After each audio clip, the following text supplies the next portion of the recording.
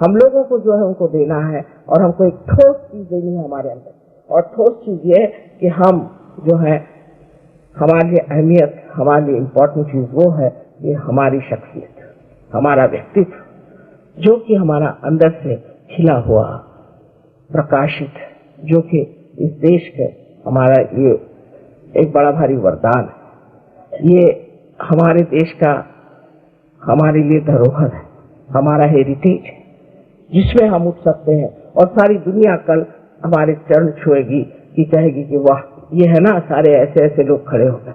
लेकिन उधर ध्यान नहीं। इसमें तो आश्चर्य की बात यह है कि जिनके बारे में बता रही हूँ वो प्रदेश के लोग हिंदुस्तानियों से कहीं अधिक जल्दी सहयोगी बन जाते और पक्के सहयोगी बनते। उनकी शक्लें आप देखें तो आप पहचान नहीं पाएंगे। ये भी एक अजीब दुनिया है जिस देश में सब कुछ इतना बड़ा है, इतना धन पड़ा हुआ है, इतनी चीज है, वो तो उस देश को नहीं समझते और बाहर वालों को बहुत समझ के उनके पीछे दौड़ते। और वो है कि वो सोचते हैं ये देश है कि क्या है।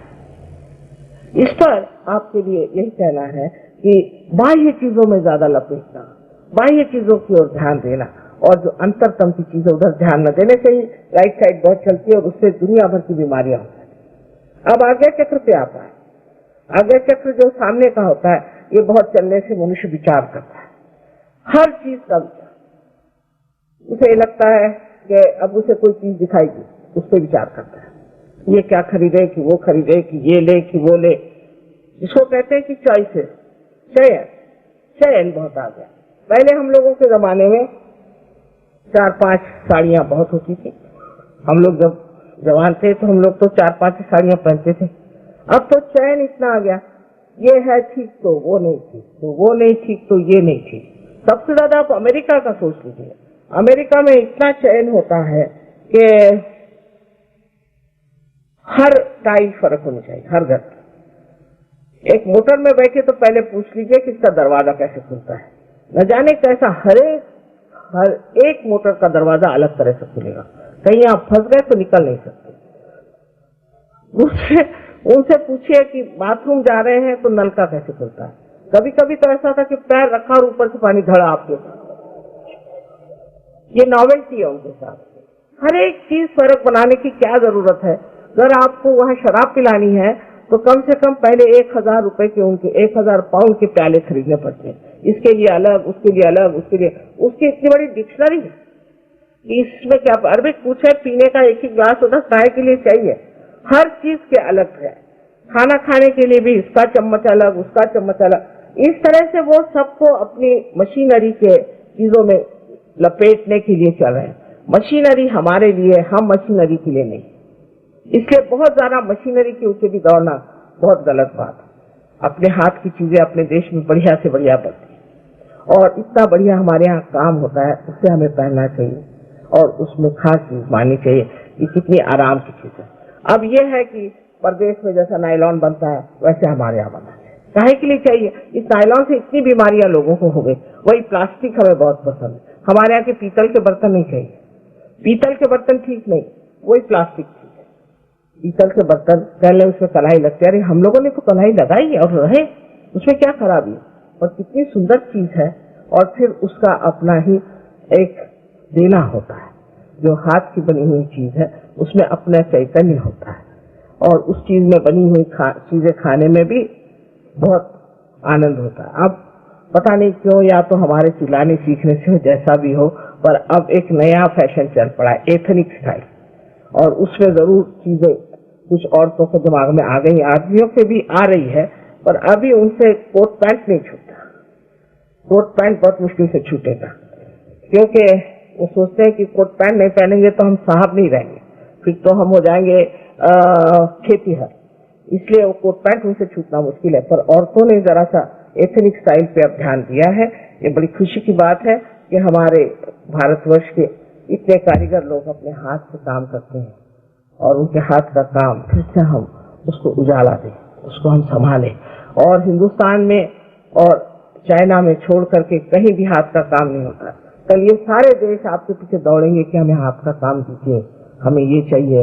वहां तो हाथ का काम मेड बाय हैंड कह दीजिए तो वो तो ऐसा है कि जैसे हम लोग मेड इन जर्मनी समझते हैं वैसा ही समझते हैं। और उसको इतना जोर से पकड़ेंगे कि मेड बाय हैंड, आप लोगों को बताएं तो वो हंसी आएगी। एक बार हम जापान गए थे, एक साहब ने बहुत कहा हमारे घर आप आइए, हमारे घर आप। तो हम गए उनके घर पे, क्या है पता नहीं, तो एक उन्होंने मुरादाबादी सुराही निकाली, कहने this is authentic made by hand Indian. हमने कहा अच्छा भाई मान गए तुमको, मेड बाय हैंड इंडियन, और उसका इतना महत्व, वो बिल्कुल बीचों बीच रखी हुई। और हमारे यहाँ तो कहीं गए ये क्या मुरादाबादी ले आए, उससे तो अच्छा है स्टेनलेस स्टील का कुछ लाओ, नहीं तो प्लास्टिक उससे भी अच्छा।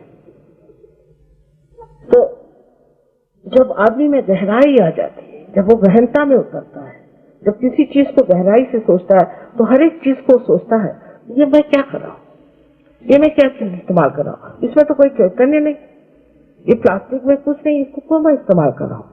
इससे अच्छा एक ही अच्छी चीज क्यों न रख लूं घर में, एक ही अच्छा बर्तन क्यों न रख लूं मैं घर में, क्यों मैं इस तरह से ऐसी चीजों की तरफ ध्यान दे रहा हूँ जिसमें चैतन्य नहीं, पर वो गहराई आनी चाहिए, आपके अंदर वो चैतन्य आना चाहिए। जब वो चैतन्य आ जाता है तो आदमी उस तरफ जाता है जहाँ उसे एक समाधान और एक नई सौंदर्य दृष्टि मिलती है। उस सौंदर्य दृष्टि में वो देखता है कि किस तरह की चीज सुंदर होती है, किस तरह की चीज अच्छी होती है, जिसके अंदर चैतन्य होता है, जो अधिक सबसे सुंदर चीज है। जैसे समझिए मोनालिसा का पेंटिंग है, मोनालिसा के पेंटिंग से वाइब्रेशंस आते हैं।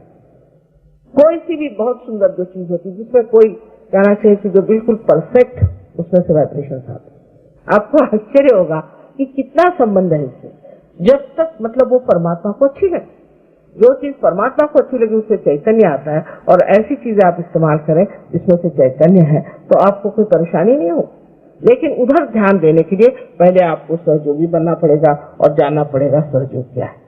तब आप समझ सकते हैं कि आप अब उस संवेदनशील स्थिति में पहुंच गए जहां पर कि आपको चैतन्य क्या है ये जाना जाएगा। अब करीबन मैंने सब चक्र बताया, एक सहस्त्रार छोड़,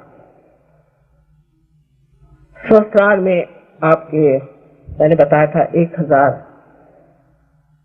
नाड़ियां हैं, और वो ये जो आपको बीच में जगह दिखाई देती है उसके चारों तरफ 1000 नाड़ियां हैं, और ये संवेदनशील है हमारे आनंद के लिए।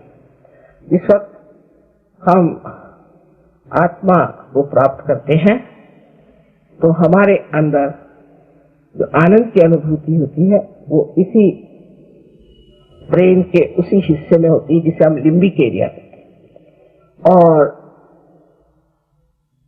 जो हमारा चित्त आलोकित हो जाता है, चित्त जो आलोकित हो जाता है वो भी इसी जगह से कार्यान्वित होता है।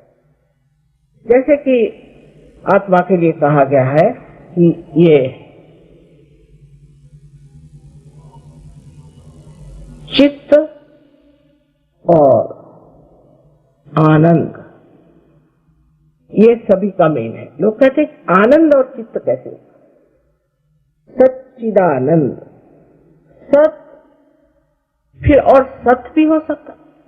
सत्य कैसे आनंद दे सकता है और चित्त कैसे आनंद दे सकता है, और आनंद जो चीज है वो कैसे मिल सकती है।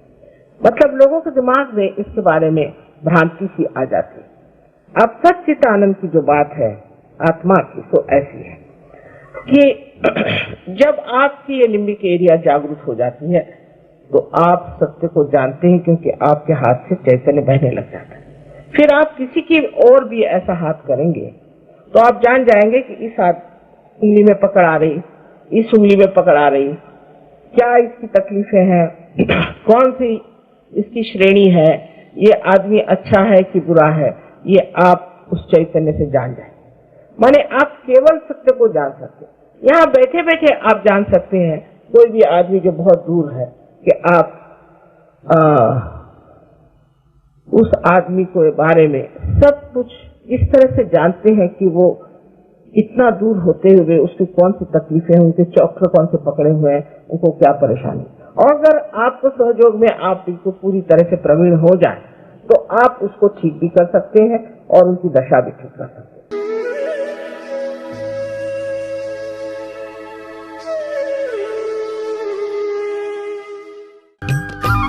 सब्सक्राइब कीजिए कुंडलनी जागरण को और प्रेस कीजिए बेल आइकन को, जिससे कि आपको मिल सके हमारी लेटेस्ट वीडियो सबसे पहले।